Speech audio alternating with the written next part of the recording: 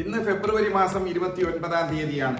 അതായത് ഈ വർഷം ഒരു ലീപ്പ് ഇയർ ആണ്, അഥവാ അതിവർഷമാണ്. എന്താണ് ലീപ്പ് ഇയർ? നമുക്കറിയാം, ഒരു വർഷത്തിലാകെയുള്ളത് 365 കാൽ ദിവസമാണ്.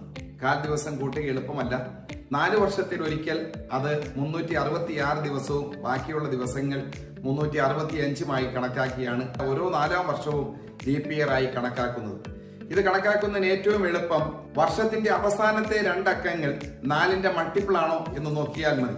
അഥവാ അവസാനത്തെ 2 അക്കങ്ങളെ 4 കൊണ്ട് ഹരിക്കുമ്പോൾ ശിഷ്ടം 0 വന്നാൽ ആ വർഷം അതിവർഷമാണ് എന്ന് നമുക്ക് കണക്കാക്കാൻ കഴിയും. അതിവർഷത്തിൽ ജനിക്കുന്ന ആളുകളെ സംബന്ധിച്ച് അവർക്ക് 4 വർഷത്തിൽ ഒരിക്കൽ മാത്രമേ ജന്മദിനമുള്ളൂ. അത്തരത്തിലുള്ള ആളാണ് 1896 ഫെബ്രുവരി മാസം 29-ാം തീയതി ജനിച്ച ഇന്ത്യയുടെ മുൻ പ്രധാനമന്ത്രിയായിരുന്ന മൊറാർജി ദേശായി. അദ്ദേഹത്തിന് 4 വർഷത്തിൽ ഒരിക്കലേ ജന്മദിനമുള്ളൂ. ഇത്തരം അറിവുകൾക്ക് മാനവീയം സബ്സ്ക്രൈബ് ചെയ്യും.